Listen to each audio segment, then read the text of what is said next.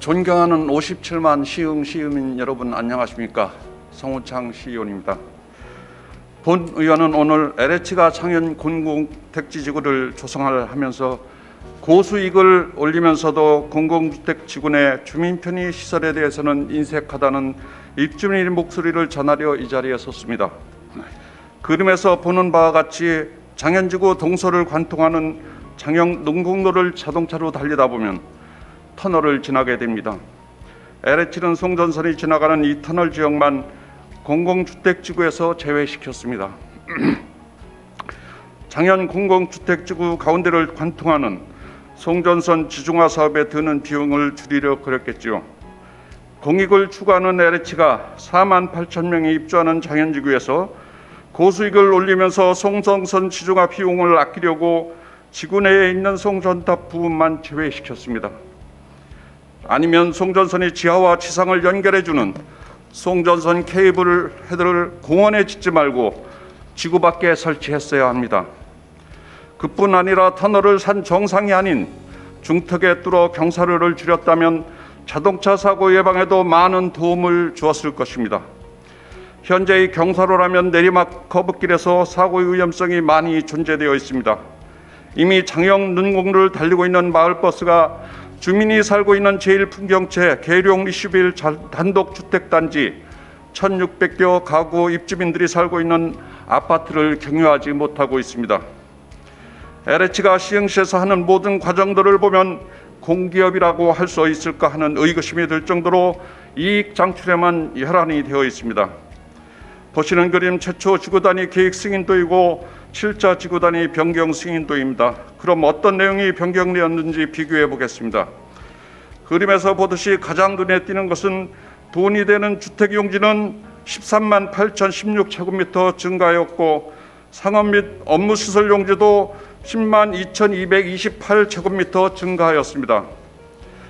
반면에 돈이 되지 않는 주민 편의시설, 공공시설 용지는 20만 1,228제곱미터 감소되었습니다.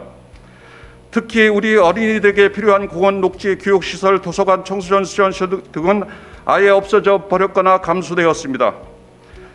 민간 건설사가 분양 시에 있을 수 없는 일이겠지요. 공익을 추구하는 공공기관인 LH가 우리 입주민을 상대로 사기를 친 겁니다. 지구계획 변경을 막을 권한이 없는 우리 시로서는 뒷짐지고 구경만 한 것이겠지요.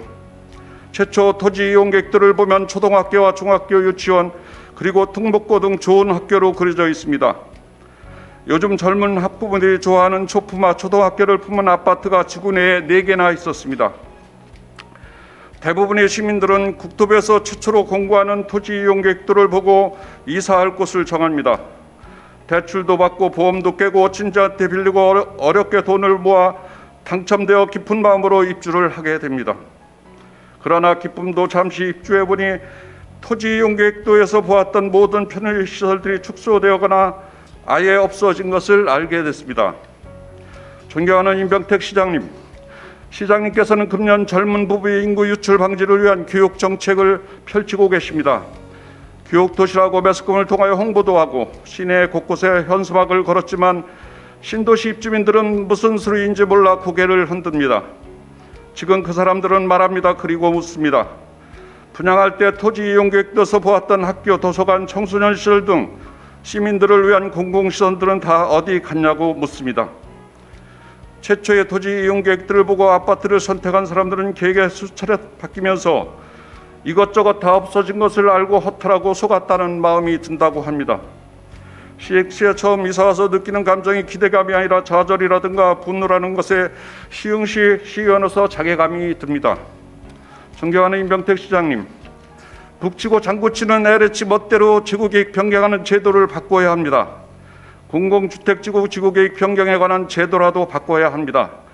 지구 선정이나 지구계획 최초 수립까지는 우리가 개입이 어렵다고 해도 사업 중 지구계획을 변경할 때 지자체의 동의를 받도록 법을 바꿔야 합니다. 의견이나 내고 그칠 문제가 아닙니다. 다른 것은 양보하더라도 학교, 공원, 도서관, 청소년 시설 같이 아이 키우는 데 직결되는 시설만큼은 지자체의 동의 없이는 지구계획을 바꾸지 못하도록 법규를 바꿔야 합니다. 공공주택특별법과 시행령, 시행규칙을 살펴서 지구 계획을 변경할 때 아동 청소년과 관련된 시설만큼은 해당 지자체의 동의가 필요하도록 해야 합니다. 법 33조에 나오는 공공주택통합심의위원회는 기초 단위로서의 지역사정과 요구를 반영할 여지가 아예 없습니다. 교육부의 학생수 예측의 방식에 문제가 없는지 국회의원이 나서서 살펴주어야 합니다. 교육부나 경기도교육청이 막무가내로 학교 설립을 막는다면 학교 예정부지가 어떻게 사용되는 것이 옳은지, 집을 더 짓고 상가를 더 늘리는 것으로 변경하면 안 됩니다.